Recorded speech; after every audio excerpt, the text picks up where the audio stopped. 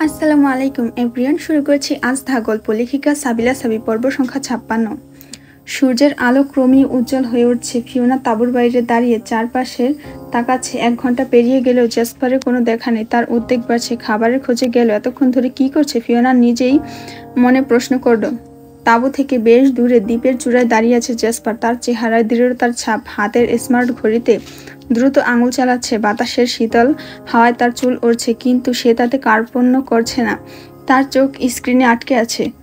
চূড়ার উপরে একটি সমতল পাথরের উপর দাঁড়িয়ে জেসপার মিস্টার চেন সিং এর সঙ্গে সংযুক্ত ডিভাইসে সিগন্যাল পাঠানোর চেষ্টা করছে। স্মার্ট ঘড়িটির বিশেষ ফাংশন রেসপন্স পিঙ্ক ব্যবহার করে সে বারবার একটি সংকেত পাঠাচ্ছে। যদিও মিস্টার চেন সিং বর্তমানে অসুস্থ এবং মোবাইল হুয়াংঝির ল্যাবে পড়ে আছে, জেসপার জানে না এই তথ্য। ঘড়ির স্ক্রিনে একটি ক্ষুদ্র অ্যানিমেশন ঘুরছে। লোকেশন পাঠানো হয়েছে। স্ক্রিনে এই বার্তা ভেসে উঠছে, কিন্তু প্রতিবারই সিস্টেম জানিয়ে দিচ্ছে সিগন্যাল পৌঁছাতে পারছে না। জেসপার হাতের ঘড়ি কেবল সময় দেখানোর যন্ত্র নয়। মিস্টার চেন সিংকে পাহাড় থেকে নামানোর সময় জেসপার তার স্মার্ট ঘড়ির একটি বিশেষ ফাংশন অ্যাক্টিভ করে রেখেছিল। চেন সিং এর মোবাইল ফোনের সাথে জেসপারের ঘড়ি এই ব্লুটুথের মতো এক ধরনের হাইব্রিড তরঙ্গ প্রযুক্তি ব্যবহার করে সংযুক্ত। তবে এটি সাধারণ ব্লুটুথ নয়, এটি ড্রাগন কোডেড ওয়েভলিংক নামে পরিচিত, যা জেসপার তার নিজস্ব গবেষণা থেকে তৈরি করেছে। এই প্রযুক্তি পৃথিবীর সাধারণ যোগাযোগের সিগন্যাল থেকে সম্পূর্ণ আলাদা। এটি এমন একটি নেটওয়ার্ক ব্যবহার করে যা কেবলমাত্র ড্রাকনিসের বুদ্ধিমত্তা এবং জেসপারের মস্তিষ্কের ডিজাইন করা।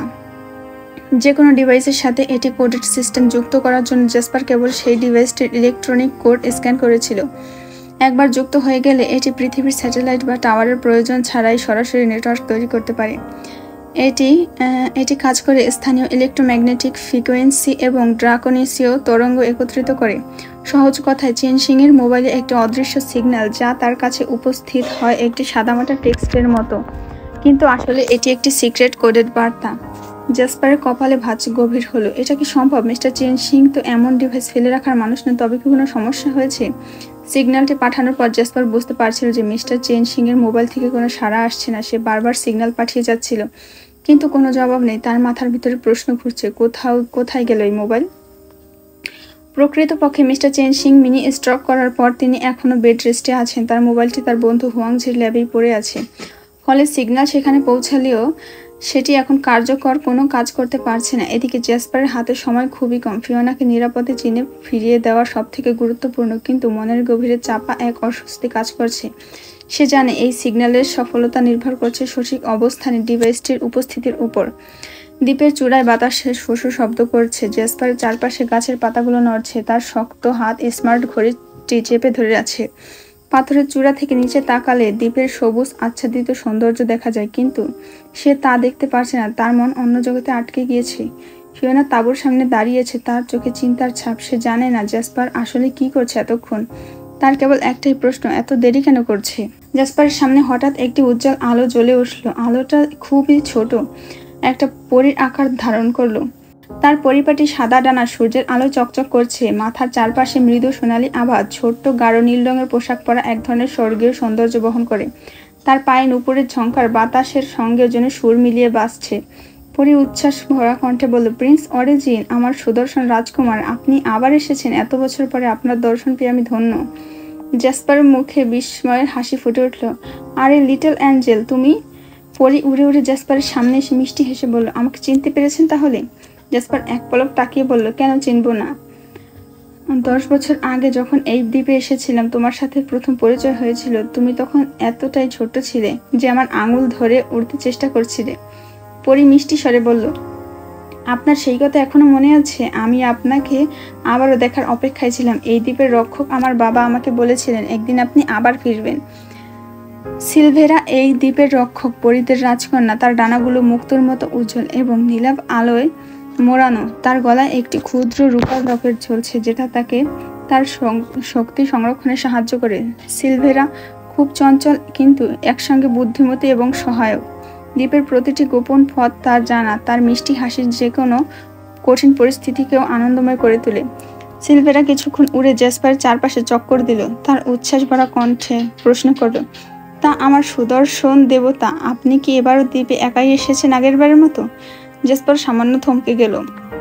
কয়েক সেকেন্ড চুপ থেকে গভীর চোখে সিলভেরার দিকে তাকালো। তারপর গভীর ভারী কণ্ঠে উত্তর দিল, না আসলে আমি এবার ফিওনার সাথে এসেছি। আর এসেছি বললে ভুল হবে, আমরা দুজন আপাতত এখানে আটকা পড়েছি। সিলভেরার চোখে কৌতূহলে ঝিলিক ফুটে উঠল। ফিওনা? সে মাথা একটু কাত করে চিন্তায় পড়লো, তারপর হালকা হাসি দিয়ে বলল, মনে হচ্ছে কোনো নারী। সে কি হয় আপনার? জাসপার মুখে সামান্য বিরক্তির ছাপ ফুটে উঠল, তার চোয়াল শক্ত হলো। সে মৃদু গলায় বলল, সে আমার একজন সঙ্গী। সিলভেরা হেসে বলল, জরুরি সঙ্গী? হ্যাঁ, সুন্দরের দেবতা আপনার মতো কারোর আবার জরুরি সঙ্গীর প্রয়োজন পড়ে? জাসপার দীর্ঘশ্বাস ফেলে বলল, সবকিছু তোমার মতো সহজ নয় সিলভেরা, আর এই প্রশ্নের উত্তর দিতে আমি বাধ্য নই। পরি একটু রাগী ভঙ্গিতে বলল, ও আপনি তো আবার প্রিন্স মেজাজে চলে গেলেন নাকি? তবে আমি ফিওনাকে দেখতে চাই। শুনুন, কোনো নারী যদি আপনাকে আটকে পড়তে বাধ্য করে তবে তার অবশ্যই কিছু বিশেষ আছে। জাসপার মৃদু হেসে বলল, বিশেষ কিছু? হয়তো বা। জাসপার সামনের দিকে তাকিয়ে বলল, ঠিক আছে, আপাতত আমাকে কিছু খাবার জোগাড় করে দাও, ফিওনার জন্য কিছু দরকার। পরি সিলভেরা তার ছোট্ট ডানা ঝাপটিয়ে একটু এগিয়ে গেল, তার মুখে চঞ্চল হাসি। ঠিক আছে ঠিক আছে, আমার সুদর্শন রাজকুমার। তা আপনার ফিওনা কি ড্রাগন? জাসপার শান্ত গলায় বলল, না, সে মানবী। শুনে সিলভেরা এক মুহূর্ত থমকে দাঁড়ালো, তার চোখে বিস্ময়ের ঝলক ফুটে উঠল। মানবী? সে এত ধীরে বলল যেন নিজে কি প্রশ্ন করছে, তারপর একটু হালকা হাসল। একজন মানবী? আপনি সত্যি একজন মানবী নিয়ে এসেছেন এই দ্বীপে? অসম্ভব সুন্দর রাজকুমার আর একজন মানবী, কি অদ্ভুত জুটি। জাসপার তার গম্ভীর মুখে একটু পরিবর্তন না এনে বলল, খুব বেশি কথা বলো না সিলভেরা, আমি যা বলছি সেটা করো। সিলভেরা হেসে বলল, ঠিক আছে প্রিয় রাজকুমার, তবে মানবী হলেও নিশ্চয়ই সে বিশেষ কেউ, না হলে আপনি তো তাকে এখানে আনতেন না। জাসপার আর কিছু বলল না, শুধু তার চোখে এক ঝলক দৃঢ়তা দেখা গেল। সিলভেরা সেটা লক্ষ্য করলো, কিন্তু আর কিছু বলেনি। তার ছোট্ট ডানাগুলো মৃদু আওয়াজ তুলে সে গাছের ভেতরে উড়ে গেল খাবার সংগ্রহের জন্য। ফিরে আসার সময় তার হাতে একটি ছোট্ট ঝুড়ি, ঝুড়িতে ছিল কয়েকটি বিচিত্র রঙের ফল, মধু আর কয়েকটি এমন ফুল যা পৃথিবীর কোথাও দেখা যায় না। ঝুড়ি বাড়িয়ে সিলভেরা বলল, এই নিন রাজকুমার, মানবীর জন্য আমার সেরা ফল আর মধু নিয়ে এসেছি। জাসপার কিছু না বলে ঝুড়ি হাতে নিল। সিলভেরা এক মুহূর্ত চুপ থেকে বলল, রাজকুমার, আপনার এই মানবীকে একবার দেখতে যেতে হবে। যে আপনাকে এই দ্বীপে ফিরে আনতে পারে সে তো অবশ্যই বিশেষ কেউ। জাসপার ফলের ঝুড়ি হাতে নিয়ে ধীর পায়ে তাঁবুর দিকে হাঁটা ধরল। তার পাশে উড়ে উড়ে এগিয়ে আসছে সিলভেরা, তার ছোট্ট ডানা থেকে মৃদু আলো ঠিকরে পড়ছিল। তোমার এই মানবীটা কে আসলে রাজকুমার? সিলভেরা বলল, কৌতূহল ঝরে পড়ছিল তার কণ্ঠে। তাকে তো দেখতেই হবে, এমন কি জাদু আছে তার মধ্যে যার জন্য স্বয়ং ড্রাগন প্রিন্স, যার হৃদয়ে কোনোদিন আবেগ কাজ করেনি, তাকে এখানে নিয়ে এসেছে। জাসপার কোনো জবাব দিল না, তার গম্ভীর মুখের রেখা একটুও নড়ল না। সে এক দৃষ্টিতে তাঁবুর দিকে তাকিয়ে রইল। ও রাজকুমার, তুমি কিছু বলছো না কেন? তার মানে এটা আরো বেশি রহস্যময়। সিলভেরা ফিসফিস করে বলল, তোমার এই মানবীকে দেখতে আমার খুব ইচ্ছে করছে। সে নিশ্চয়ই খুব সুন্দরী কেউ। সিলভেরা জাসপার অবশেষে বিরক্তি সুরে বলল, আমার ধৈর্যের পরীক্ষা নিও না। সে কে, কেন এখানে তা জানার তোমার কোনো প্রয়োজন নেই। তোমার কাজ ছিল খাবারে না, সেটা তুমি করেছো, তার জন্য তোমাকে অনেক ধন্যবাদ। এখন ফেরত যাও, সাবধানে। সিলভেরা হাসলো, আমি বুঝতে পেরেছি রাজকুমার, কিন্তু এতদিন পর তোমাকে এমনভাবে দেখেছি যেন তুমি সত্যিই কিছু অনুভব করছো, আর আমি এটা মিস করতে চাই না। তোমার মানবীকে একবার দেখা দরকার। জাসপার থামলো না। তোমার এই কৌতূহল একদিন তোমাকে সমস্যা ফেলবে সিলভেরা। সিলভেরা তার ডানায় ভর দিয়ে একটুখানি উপরে উঠে বলল, সমস্যায় তো তুমি পড়েছো প্রিয় রাজকুমার, তাও আবার একজন মানবীর কারণে। আমি শুধু দেখতে চাই তার মধ্যে এমন কি আছে যা এত শক্তিশালী ড্রাগনকেও দুর্বল করতে পারে। জাসপার আর কিছু না বলে তাঁবুর পর্দা সরিয়ে ভিতরে ঢুকে পড়ল। সিলভারা এক পলকের জন্য দ্বিধায় রইল, তারপর বলল, মানবীটা কে তা দেখতে হবে, এবং সে উড়তে উড়তে তাঁবুর ভিতরে ঢুকে পড়ল। তাঁবুর ভিতরে ঢুকতে ফিওনা দ্রুত উঠে দাঁড়ালো। তুমি এত দেরি করলে কেন? জাসপার কোথায় ছিল এতক্ষণ? তার গলায় অভিযোগের সুর। জাসপার কোনো কথা বলার আগে সিলভেরা ভেসে এলো। ছোট্ট ডানাগুলো আলোতে ঝাপটা দিয়ে সে ফিওনার সামনে এসে দাঁড়ালো। ফিওনা বিস্ময় থমকে গেল। এমন ছোট্ট জীবন্ত উজ্জ্বল আলোয় মোড়া পরি সে আগে কখনো দেখিনি। তার চোখ বড় বড় হয়ে গেল। তুমি কি একটা পরি? ফিওনা ফিসফিস করে বলল। সিলভেরা হেসে উঠল, হ্যাঁ সুন্দরী মানবী, আমি একেবারে সত্যিকারের পরি। আমার নাম সিলভেরা, কিন্তু প্রিন্স আমাকে আদর করে লিটল অ্যাঞ্জেল বলে ডাকে। আমি এখানকার রক্ষকের মেয়ে। অবিশ্বাস্য। ফিওনা মুগ্ধ দৃষ্টিতে সিলভেরার দিকে তাকিয়ে রইল। আমি কখনো ভাবিনি যে এমন কিছু দেখতে পাবো। তুমি সত্যি অসাধারণ। জাসপার কিছু না বলে খাবারের ঝুড়ি রেখে একপাশে দাঁড়ালো। সিলভেরা মিষ্টি হেসে ফিওনার দিকে তাকিয়ে বলল, তুমি খুব মজার ফিওনা। তা বলো তো, এই ড্রাগন প্রিন্স তোমার কি হয়? ফিওনা এক মুহূর্ত থেমে গেল, তারপর আত্মবিশ্বাসী গলায় বলল, আমার বয়ফ্রেন্ড। বয়ফ্রেন্ড? সিলভেরা একেবারে বিভ্রান্ত হয়ে গেল। বয়ফ্রেন্ড মানে কি? ফিওনা একটু হাসলো, মানে আমার প্রেমিক, আমার ভালোবাসার মানুষ। সিলভেরার মুখে বিস্ময়ের ছাপ। সে জ্যাসপার দিকে তাকালো। আমি জানতাম এটাই হবে, অথচ প্রিন্স, আপনি আমাকে বললেন আপনি কখনো কাউকে ভালোবাসবেন না। আমাকে বললেন আপনার মধ্যে আবেগ কাজ করে না, কিন্তু এই মানবীকে তো আপনি ভালোবেসেছেন, তাই না? জ্যাসপার কোনো উত্তর দিল না। তার চেহারা কঠিন ও অপ্রকাশ্য রইল। সিলভেরা আবার বলল, আপনি আমাকে মিথ্যা বললেন কেন? আমি তো কখনো কষ্ট পেতাম না, বরং আমি খুশি হতাম। হ্যাঁ প্রিন্স, আমি আপনাকে পছন্দ করি, এখনো করি। আপনার মতন সুদর্শন রাজকুমারকে কে না পছন্দ করে? ফিওনা একপাশে দাঁড়িয়েছিল, তার ভেতর যেন হঠাৎই একটা অজানা ঈর্ষাবোধ জেগে উঠল, কিন্তু মুখে কিছু না বলার চেষ্টা করলো। সিলভেরা তখন হাসছিল, আর চোখে দুষ্টুমির উজ্জ্বলতা খেলে যাচ্ছিল। সিলভেরা ফিওনার দিকে তাকিয়ে দুষ্টু হেসে বলল, তবে শোনো সুন্দরী মানবকন্যা, তুমি যতই তার প্রেমিকা হও না কেন, তোমার এই প্রেমিকের সঙ্গে আমার পরিচয় হয়েছে সবার আগে। তুমি তো এই দ্বীপে এসেছো জীবনের প্রথমবার, আর আমি এবং প্রিন্স এই দ্বীপে অনেক স্মৃতি কাটিয়েছি জানো, এমন কিছু সময় যা তোমার কল্পনারও বাহিরে। ফিওনার ভেতরে যেন আগুন জ্বলে উঠছিল, কিন্তু মুখে সে কিছু প্রকাশ করল না, কেবল শক্ত ঠোঁট করে চেপে রইল। তার মনের ভেতরে একটাই কথা বাজছিল, এই ছোট্ট পরি নিজেকে কি ভাবে, আর জ্যাসপার সে কেন এসব কথা চুপচাপ সহ্য করছে। সিলভেরা এবার জ্যাসপার দিকে ঘুরে তাকালো। প্রিয় প্রিন্স, আপনার সঙ্গে আড্ডা দেওয়ার সময় সবসময় আনন্দের। আপনার এই মানবী প্রেমিকা বেশ আকর্ষণীয়, তাকে ভালো করে দেখার সুযোগ দেওয়ার জন্য ধন্যবাদ। কিন্তু এখন আমাকে যেতে হবে, দ্বীপের অন্য দিকেও আমার দায়িত্ব রয়েছে, জানেন তো। জ্যাসপার ঠান্ডা গলায় বলল, যাও তাহলে লিটল অ্যাঞ্জেল, তোমার কাজগুলো সেরে নাও। সিলভেরা বিদায় জানিয়ে উড়ে চলে গেল, কিন্তু ফিওনা এক মুহূর্ত চুপচাপ দাঁড়িয়ে রইল। তারপর তীক্ষ্ণ দৃষ্টিতে জ্যাসপার দিকে তাকালো, কিন্তু সে কিছু বলল না, শুধু মাথা ঘুরিয়ে তাঁবুর অন্য কোণে গিয়ে বসে পড়ল, যেন কিছু ঘটেইনি। জ্যাসপার বুঝতে পারলো ফিওনার মনের ভেতরে ঝড় উঠেছে, কিন্তু সে তার অভিব্যক্তি একেবারে অটল রইল। সে চুপচাপ শুধু তাঁবুর একপাশে দাঁড়িয়ে থাকলো, যেন সবকিছু স্বাভাবিক। ফ্লোরাস রাজ্যের বন্দিশালার অন্ধকার প্রকাশে তখন নিস্তব্ধতা। লিয়ারার চিৎকার বন্দিশালার প্রাচীর ধ্বনিত হচ্ছিল। এক ভৃত্য তার জন্য খাবার নিয়ে গেল। লিয়ারা সেটি হাতের আঘাতে ফেলে দিল মেঝেতে। তার চোখ দুটো ক্রোধ আর বেদনার অশ্রুতে লাল। খবরটি দ্রুত রাজা জারেনের কানে পৌঁছে গেল।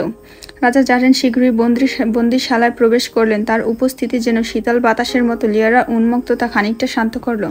ভাই! লিয়ারা আবেগঘন কণ্ঠে ডাকল। তার চোখের কোণে জমে থাকা অশ্রু ধীরে ধীরে গড়িয়ে পড়ছিল। আপনি আমাকে বন্দি করে রেখেছেন 18 বজ্রকাল ধরে। আমি সেই অপরাধের শাস্তি পাচ্ছি, যার কারণ পৃথিবীতে আর নেই। এমন কেন করছেন? আমাকে মুক্তি দিন, আমাকে আমার সন্তানকে খুঁজে পেতে দিন। আমি তাকে একবার দেখতে চাই। সে ছেলে না মেয়ে, দেখতে কেমন হয়েছে একবার শুধু জানার সুযোগ দিন। জারেন গভীর দৃষ্টিতে লিয়ারার দিকে তাকিয়ে থাকলেন। তার চোখে কঠোরতা আর এক ধরনের অমীমাংসিত দ্বন্দ্ব। লিয়ারা, তুমি একজন ড্রাগন, অথচ তুমি মানুষের গর্ভ ধারণ করেছ। সেই সন্তানের জন্ম প্রকৃতির নিয়মের বাইরে। তুমি কি বুঝতে পারছো এই ঘটনা ভেনাসের নীতিকে অপমানিত করছে? আমি কোনো নিয়ম মানতে চাই না ভাই, আমি শুধু জানতে চাই আমার সন্তান বেঁচে আছে কিনা, তাকে একবার দেখতে চাই। লিয়ারার কণ্ঠের মায়ের আকুতি ফুটে উঠল। তুমি কি করে তাকে চিনবে লিয়ারা? সে কি বেঁচে আছে? সে এখন তোমার সন্তান, নাকি কিছু অজানা দুর্বিপাকের শিকার? আমি তাকে চিনব, আমার মাতৃসত্তা তাকে চিনে নেবে, তার অস্তিত্ব আমি অনুভব করব, আমি তাকে খুঁজে বের করব, লিয়ারা দৃঢ়তার সাথে বলল। জারেন এক মুহূর্তের জন্য নীরব রইলেন, তারপর বললেন, আমাকে কিছু সময় দাও লিয়ারা, আমি রাজা ড্রাকোনিচের সঙ্গে আলোচনা করে সিদ্ধান্ত নেব। তিনি আর কিছু না বলে হনহন করে প্রকোষ্ঠ থেকে বেরিয়ে গেলেন। লিয়ারা তখন মেঝেতে বসে পড়ল, তার চোখে ছিল অনন্ত অপেক্ষার ছবি। বিকেল থেকে সন্ধ্যা নামতে শুরু করেছে। আকাশের লালচে আভা স্ম্লান হয়ে চারপাশে একটা অদ্ভুত নীরবতা নেমে এসেছে। ফিওনা পাথরের ওপর বসে আছে, গোধূলির শেষ আলো তার মুখে পড়ছে। সে আনমনে দূরে তাকিয়ে, মুখে অভিমানের ছাপ। জ্যাসপার তাঁবুর ভেতর থেকে বেরিয়ে তার দিকে এগিয়ে এলো। ফিওনা, সন্ধ্যা হয়ে গেছে, এবার তাঁবুর ভেতরে চলো। এখানে দ্বীপে যে কোনো সময় প্রকৃতি বদলে যেতে পারে, এটা নিরাপদ নয়। ফিওনা কোনো দিকে না তাকিয়ে ঠান্ডা গলায় বলল, তুমি যাও, আমি এখানে থাকবো। জ্যাসপার কিছুটা বিরক্ত হলো। ফিওনা, এত জেদ করছো কেন? কি হয়েছে? তুমি এমন আচরণ কেন করছো? ফিওনা এবার তার দিক থেকে চোখ সরিয়ে বলল, তুমি জানতে চাও সিলভেরা, ওই পরীটা কিনে তুমি এভাবে এত সময় কাটিয়েছো? নিশ্চয়ই গভীর কিছু ছিল, তাই না? জ্যাসপার ভুরু কুঁচকে গেল। তুমি কি বলতে চাইছো? ও একটা ছোট্ট পরী। ফিওনা, তুমি এই অদ্ভুত ধারণা কোথা থেকে আনছো? ফিওনা রাগ চেপে বলল, তোমার লাভ ফাংশন ডিলিট করা ছিল, আবেগ ছিল না, নারীদের প্রতি আকর্ষণ ছিল না। তবে সিলভারের সঙ্গে কি ছিল, এত গল্প, এত স্মৃতি, আমি কি ভুল বলছি নাকি? নিশ্চয়ই ওর সঙ্গে খুব বিশেষ কিছু সময় কাটিয়েছো, তাই না? জাসপার হালকা হেসে মাথা নাড়ল। তুমি সত্যি বিশ্বাস করো? একটা পরী যে আমার হাতের আঙুলের সমান, তাকে নিয়ে আমি কি? ফিওনা তৎক্ষণাৎ তাকে থামিয়ে বলল, থাক, আর কিছু শুনতে চাই না, তুমি যাও এখান থেকে, আমি এখানেই থাকবো। জাসপার এবার আর কিছু বলল না, তার দৃষ্টি একটু কঠিন হয়ে উঠল। তবে বসে থাকো, যদি বিপদে পড়ো দোষ কিন্তু আমার না, আমি আমার দায়িত্ব পালন করেছি। এটা বলে জাসপার তাঁবুর দিকে ফিরে চলে গেল। ফিওনা তার অভিমানের আগুনে আরো জ্বলে উঠল, কিন্তু সে স্থির বসে রইল, যেন তার সিদ্ধান্ত অপরিবর্তনীয়। বাইরে রাত নেমে এসেছে। তাঁবুর ভেতরে বসে জাসপার খানিকটা অস্থির। ফিওনা এখনো আসেনি। অপেক্ষা প্রহর যেন দীর্ঘ থেকে দীর্ঘতর হয়। হঠাৎ তাঁবুর ভেতরে অস্বাভাবিক ঠান্ডা অনুভূতি হলো। জাসপার দ্রুত তাঁবুর চেন খুলে বাইরে তাকিয়ে দেখল চারপাশে তুষারপাত শুরু হয়েছে। প্রকৃতি যেন হঠাৎ করেই তার রূপ বদলে ফেলেছে। ফিওনা তখনও সে পাথরের উপর বসে আছে। তার অভিমান এতটাই প্রবল যে সে নিজের দিকে আসা বিপদের তোয়াক্কা করছে না। জাসপার ভেতরে এক অদ্ভুত আতঙ্ক জাগলো। তুষারের নিচে তাকে এমনভাবে বসে থাকতে দেখে সে আর অপেক্ষা করতে পারল না। ফিওনা চিৎকার করে এগিয়ে গেল। ফিওনা একদম শক্ত হয়ে গেছে, তার হাত বরফের মতো ঠান্ডা। জাসপার ফিওনার মুখের দিকে তাকিয়ে দেখলো ঠোঁট জোড়া কালচেটে হয়ে গিয়েছে, শরীরের রক্ত প্রবাহ যেন থমকে গিয়েছে। তুমি কি পাগল হয়ে গিয়েছো? এখানে এভাবে বসে আছো কেন? জাসপার আর কথা না বলে ফিওনাকে কোলে তুলে নিয়ে তাড়াতাড়ি তাঁবুর ভেতরে ঢুকে পড়ল। তাঁবুর মেঝেতে ফিওনাকে শুয়ে দিল। তুষারের ঠান্ডা তার শরীরের ভেতরে ছড়িয়ে পড়ছে। ফিওনা নিস্তেজ মুখ দেখে তার নিজের ভেতর একটা অদ্ভুত ব্যথা জেগে উঠল। তুমি এত জেদ কেন করো ফিওনা? এভাবে নিজের ক্ষতি করছো কেন? জাসপার ধীরে ধীরে ফিওনার ঠান্ডা হাতগুলো নিজের মুঠোয় চেপে ধরলো, যেন তার শরীরের তাপ দিয়ে ফিওনাকে উষ্ণ করতে পারে। বাইরের প্রকৃতি যেন ক্রমেই আরো নির্মম হয়ে উঠেছে। তুষারপাত এতটাই অস্বাভাবিক যে দ্বীপের শীতল পরিবেশ এক অন্যরকম শ্বেতশুভ্র আচ্ছাদনে ঢাকা পড়ছে। জাসপার নিজেও ঠান্ডায় কাঁপছে। পাতলা ফিনফিনে শার্ট তার শরীরে কোনো রক্ষা কবচ হতে পারছে না। ব্লেজারটা কখন যেন হারিয়ে ফেলেছে তার খেয়াল নেই। তবে তার মনোযোগ পুরোপুরি কেন্দ্রীভূত ফিওনার দিকে। জাসপার ব্যাগের দিকে তাকিয়ে দেখলো ভিতরে মাত্র একটি পাতলা কম্বল পড়ে আছে। কম্বলটা বের করে ধীরে ধীরে ফিওনার গা জড়িয়ে দিল, কিন্তু ফিওনার কাঁপুনি থামার কোনো লক্ষ্য নেই। তার হাত পা একেবারে বরফের মতো ঠান্ডা, ঠোঁটের রং কালচে হয়ে গিয়েছে। আর দেরি করা যাবে না, জাসপার মনে মনে ভাবল। সে তৎক্ষণাৎ ফিওনাকে নিজের বুকের মাঝে টেনে নিল, শক্ত করে জড়িয়ে ধরে কম্বলটা দুজনের উপর মুড়ে দিল, যেন তাদের শরীরের তাপমাত্রা কিছুটা হলেও বাড়ে। জাসপার অনুভব করলো ফিওনার ঠান্ডা শরীর তার নিজের ত্বকের সাথে লেগে আছে, আর ভেতরে এক অদ্ভুত সংকল্প জেগে উঠল, কিছুতেই ফিওনাকে এভাবে হারাতে দেবে না। তুমি বোকা মেয়ে, জাসপার ফিসফিস করে বলল। এভাবে নিজের জীবন নিয়ে খেলতে আসো কেন? ফিওনার মুখের দিকে তাকিয়ে তার ভেতর যেন এক নতুন ধরনের অনুভূতি তৈরি হলো। নিজের শরীরের তাপ দিয়ে ফিওনার কাঁপুনি থামানোর চেষ্টা করতে করতে জাসপার যেন নিজের মনের ভেতরে এক অদ্ভুত অস্থিরতা টের পেল। কম্বল মোড়া অবস্থায় জাসপার ফিওনার মাথা আলতো করে হাত রাখলো। তোমার জন্য কিছুই করতে পারছি না। তার কণ্ঠস্বর গাঢ় কিন্তু আবেগময়। বাইরে তুষারপাত আরো জোরালো হচ্ছে। তাঁবুর ভেতরে অন্ধকার নেমে এসেছে, কিন্তু জাসপার ফিওনার জন্য জেগে আছে, তাকে উষ্ণতা দিতে সুরক্ষা রাখার প্রতিজ্ঞা। তাঁবুর ভেতরে অন্ধকার আর ঠান্ডা যেন আরো বেড়ে গিয়েছে। ফিওনার নিঃশ্বাস ভারী হয়ে এসছে, তার ঠোঁটের রং আরো কালচে হয়ে উঠছে। জাসপার বুঝতে পারলো আর সময় নষ্ট করা যাবে না। সে তৎক্ষণাৎ লণ্ঠনটা জ্বালিয়ে আলো করলো। আলো ছড়াতে ফিওনার মুখ স্পষ্ট দেখা গেল, একদম ফ্যাকাশে, যেন প্রাণ শক্তি হারাতে বসেছে। তার এই অবস্থা থেকে জাসপার ভিতর একটা তীব্র দায়িত্ববোধ আর উদ্বেগ কাজ করলো। এখন আর উপায় নেই, জাসপার নিজেকেই বলল। সে দ্রুত নিজের গায়ের পাতলা শার্ট খুলে ফেললো, ফিওনার গায়ের ভারী সোয়েটারটাও খুলে রাখলো। ফিওনা তখন কেবলমাত্র ইনার পরে আছে। জাসপার তার শক্ত উষ্ণ শরীর দিয়ে ফিওনাকে আলতোভাবে জড়িয়ে ধরলো। কম্বলের নিচে দুজনকে সম্পূর্ণ মোড়া অবস্থায় শক্ত করে চেপে রাখলো। ফিওনার শরীর এতটাই ঠান্ডা হয়ে গিয়েছে যে তার কাঁপুনি থামছেই না। জাসপার অনুভব করলো তার নিজের শরীরের উষ্ণতাই এখন একমাত্র ভরসা। ফিওনার মাথার কাছে মুখ এনে ফিসফিস করে বলল, তোমার এই অবুঝ জেদের জন্য নিজেকে আর কতবার বিপদে ফেলবে? আমি তো তোমাকে এভাবে শেষ হতে দিতে পারি না, হামিংবার্ড। ফিওনার কাঁধে হাত রেখে নিজের শরীরে উষ্ণতা দিতে দিতে জাসপার এক প্রকার চুপ করে বসে থাকলো। বাইরের তুষারপাতের শব্দ তাঁবুর উপর আঘাত করছে, আর ভেতরে তাদের নিঃশ্বাসের শব্দ মিলেমিশে এক অদ্ভুত নীরব পরিবেশ তৈরি হয়েছে। হামিংবার্ড, তুমি আমাকে আরো বেশি উন্মাদ বানিয়ে দিচ্ছ, মনে মনে বলল জাসপার। তার ভেতরে কঠিন আবেগহীন ড্রাগন হৃদয় যেন মুহূর্তে গলে যেতে চাইছে। তাঁবুর ভেতরে এক অদ্ভুত শান্তি। বাইরে তুষারপাত মুহূর্তেই থেমে গিয়েছে, আর ভেতরে জাসপারের উষ্ণ শরীরের সান্নিধ্যে ফিওনার সব ঠান্ডা গায়েব হয়ে গিয়েছে। ফিওনা ধীরে ধীরে চোখ মেলল। প্রথমে তার দৃষ্টি ঝাপসা ছিল, কিন্তু কয়েক মুহূর্ত পরেই স্পষ্ট হলো। তার সামনে জ্যাসপারের গভীর সবুজ চোখ জোড়া। দুজনের চোখের মিলন হলে যেন পৃথিবীর সব শব্দ হারিয়ে গিয়েছে, শুধু তাদের হৃদস্পন্দন শোনা যাচ্ছে। জ্যাসপারের চোখে চিন্তা, অপরাধবোধ আর একরকম স্নেহ মিশে আছে। ফিওনার চোখ ধীরে ধীরে ফিরে আসা প্রাণের আভা। জ্যাসপার নিচু গলায় বলল, এখন কেমন লাগছে? ফিওনা প্রথমে কিছু বলল না, কেবল তাকিয়ে দেখে যাচ্ছিল। ঠোঁট শুকনো, গলায় কোনো শব্দ আসছে না। অবশেষে হালকা গলায় বলল, আমি ঠিক আছি। জ্যাসপার একটা দীর্ঘশ্বাস ফেলল। তোমার অবুঝ জেদ তো আমাকে বিপদে ফেলে দিয়েছিল। যদি তোমার কিছু হয়ে যেত? ফিওনা এক মুহূর্তে চুপ করে থেকে বলল, তোমার কথা শোনার মতো মন ছিল না তখন। জ্যাসপার তার চোখ নামিয়ে নিয়ে বলল, আমি তো তোমার ভালো চাই।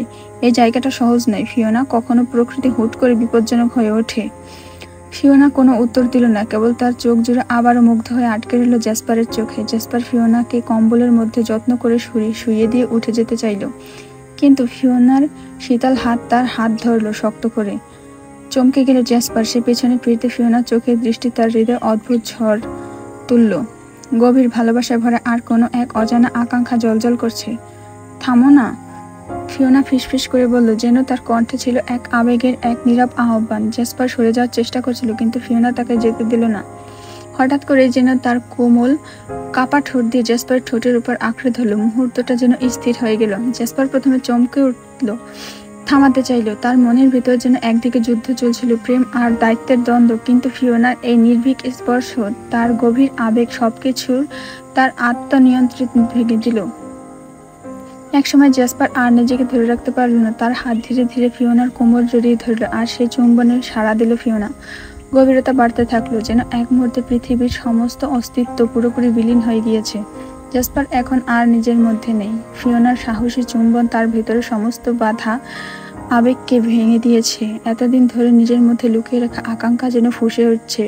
তৃষ্ণার্তভাবে সে ফিওনার নিচের ঠোঁট একবার, উপরের ঠোঁট একবার করে শুষে নিচ্ছে। তার চুম্বনের তীব্রতা যেন ফিওনার শীতের সমস্ত শীতলতাকে ভুলে যাচ্ছে। জ্যাসপার মাঝে মাঝে ঠোঁটে কামড়, মাঝে মাঝে আদর দিয়ে ফিওনার ঠোঁটকে ভরিয়ে তুলছিল। ফিওনা হালকা চিৎকার করে তার গলা জড়িয়ে ধরল। জ্যাসপারের হাত ধীরে ধীরে ফিওনার পিঠে উঠে গেল, আরো কাছে টেনে নিল। জ্যাসপার ধীরে ধীরে ঠোঁট জোড়া ছেড়ে দিয়ে হালকা উঠে বসলো। শীতল তুষারপাতে নীলাভ হয়ে থাকা ফিওনার শরীর এখন তার উষ্ণতার ছোঁয়া ফিরে পেয়েছে এক মোহ আভায়। সে ফিওনার দিকে গভীর দৃষ্টিতে তাকিয়ে রইল। লণ্ঠনের হালকা আলো ফিওনার ত্বকের উপর পড়ে যেন এক রহস্যময় ছায়া মেলে ধরেছে। ফিওনার পোশাকের ওপর আবরণ না থাকার ফলে পেট, নাভি আর বুকের সৌন্দর্য যেন এখন জ্যাসপারের সামনে উন্মুক্ত। তার মসৃণ ত্বক লণ্ঠনের আলোয় উজ্জ্বল হয়ে উঠেছে, আর তা যেন জ্যাসপারের জন্য এক অদম্য আকর্ষণের সৃষ্টি করছে। ফিওনার শরীরের প্রতিটি বাঁক, তার কোমল ত্বকের প্রতিটি স্পর্শ, সবকিছু জ্যাসপারকে মন্ত্রমুগ্ধ করে রেখেছে। তার চোখ নেশার মতো গভীর হয়ে উঠেছে। সে যেন আর চোখ ফিরিয়ে নিতে পারছে না। ফিওনার নরম হাত দুটো যখন জ্যাসপারের দিকে বাড়ালো, জ্যাসপার এক মুহূর্ত দেরি না করে তার হাত দুটো শক্তভাবে ধরে টেনে তুলল। ফিওনার কোমল ত্বকের স্পর্শ জ্যাসপারের শক্ত হাতের মুঠোতে মিশে গেল। জ্যাসপার তখন দুই হাঁটু গেড়ে বসেছিল, ফিওনার মুখের দিকে গভীর দৃষ্টিতে তাকিয়ে। তার চোখে এক অদ্ভুত মায়া, অথচ ভেতরে যেন লুকিয়ে থাকা উত্তাল ঢেউ খুঁজে পাওয়া যায়। ফিওনার কোমল উষ্ণ ঠোঁট জ্যাসপারের শক্তপোক্ত গলার কাছে স্পর্শ করতে তার সারা শরীরে যেন অদ্ভুত ঝড় বয়ে গেল। ফিওনা ধীরে ধীরে জ্যাসপারের গলা থেকে উন্মুক্ত বুকে চুমু দিতে লাগলো। তার নরম ঠোঁটের উষ্ণতা আর নিঃশ্বাসের ছোঁয়া জ্যাসপারের স্নায়ুকে উত্তেজিত করছিল। জ্যাসপার নিজের জায়গা থেকে নড়তে পারছিল না। তার দু হাত শক্ত হয়ে ফিওনার কোমরে গিয়ে থেমে গেল। সে ফিওনাকে নিজের শরীরে আরো কাছে টেনে আনলো, যেন তাদের মাঝে কোনো দূরত্ব না থাকে। তার নিঃশ্বাস দ্রুত হয়ে উঠল, আর তার সবুজ চোখে এক ধরনের গভীর আদিম আগুন জ্বলে উঠতে লাগলো। ফিওনার চোখে দেখা যাচ্ছিল এক ধরনের তীব্র আকাঙ্ক্ষা, যা সে জ্যাসপারের ভেতরে পশুত্বকে আরো প্রজ্বলিত করছিল। হামিংবার্ড, জ্যাসপারের গলা থেকে এক গভীর রুদ্ধস্বর বেরিয়ে এলো। তার হাত এবার ফিওনার পিঠ বেয়ে নিচের দিকে নামতে শুরু করলো, আর তা কেবল নখের হালকা চাপ ও ফিওনার দাগ কাটছিল ত্বকে, কিন্তু তাতে ফিওনার কেবল আরো বেশি তার কাছে চলে আসছিল। জ্যাসপার নিজেকে সামলানোর শেষ চেষ্টা করলো, কিন্তু ফিওনার প্রতিটি স্পর্শ তাকে আরো বেশি হিংস্র করে তুলছিল। হঠাৎ জ্যাসপার ফিওনার দুটি হাত শক্ত করে ধরে তার মাথার উপর চেপে ধরলো, যেন তাকে সম্পূর্ণ নিয়ন্ত্রণে আনতে চায়। তার চোখে ঝড়ের মতো কিছু ভাসছিল, একটি মিশ্রণ ভালোবাসা, কামনা আর গভীর আকাঙ্ক্ষা। ফিওনা চমকে উঠল, কিন্তু সেই বিস্ময় মুহূর্তের মধ্যে মিলিয়ে গেল। জ্যাসপার ধীরে ধীরে ফিওনার দিকে আরো ঝুঁকলো। তার এক হাত দিয়ে আলতো করে ফিওনার ইনারের হুক খুলে ফেললো। এই মুহূর্তটি একান্তই তাদের হয়ে উঠেছে। লণ্ঠনের মৃদু আলোতে ফিওনার ত্বক যেন আরো উজ্জ্বল লাগছিল। ফিওনার হৃদয় দ্রুত বেজে উঠল, আর জ্যাসপারের গভীর দৃষ্টি যেন তার পৃথিবীকে সমস্ত বাস্তবতা ভুলিয়ে দিল। জ্যাসপার ধীরে ধীরে ফিওনার ঘাড়ে মুখ ডুবিয়ে দিল। তার ঠোঁটের উষ্ণ স্পর্শে ফিওনার ত্বকে যেন আগুন লেগে গেল। প্রতিটি চুম্বনে ফিওনার গলা, ঘাড় আর বুকের ওপর লাল হয়ে উঠছিল। জ্যাসপার তৃষ্ণার্তের মতো ঘাড় আর ত্বক শুষে নিচ্ছিল, যেন প্রতিটি মুহূর্তে ফিওনার অস্তিত্বকে নিজের ভেতরে ধারণ করছে।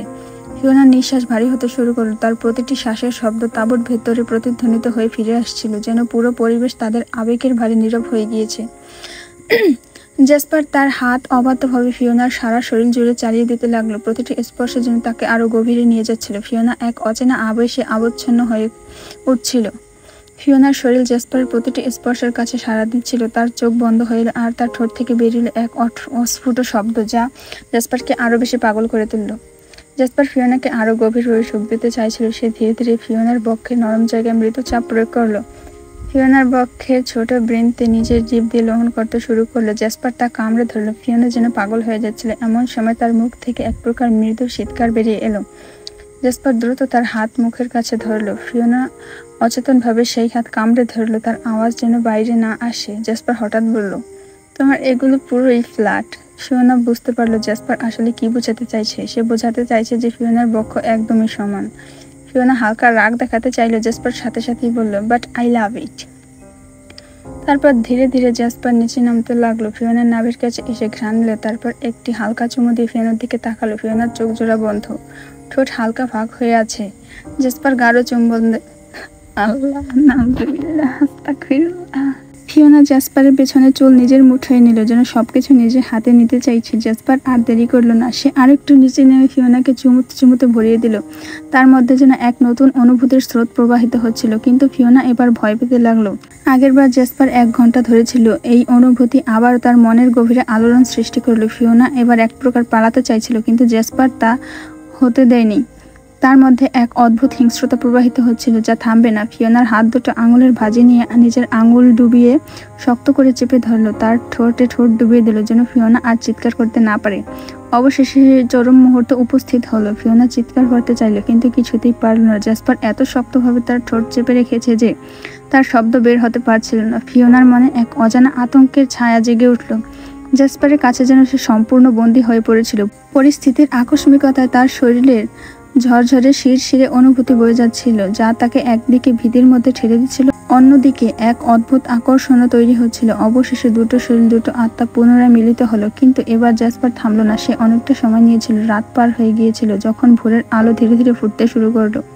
জ্যাসপার ফিওনাকে জড়িয়ে ধরে ঘুমিয়ে পড়ল। উষ্ণতায় ঘেরা সেই মুহূর্তে যেন সময় থমকে দাঁড়িয়েছিল। বাইরের সূর্যোদয়ের সোনালী রশ্মি ধীরে ধীরে ঘরটিতে ঢুকে পড়ছিল, আর তাদের চারপাশে একটি মধুর নীরবতা সৃষ্টি করছিল।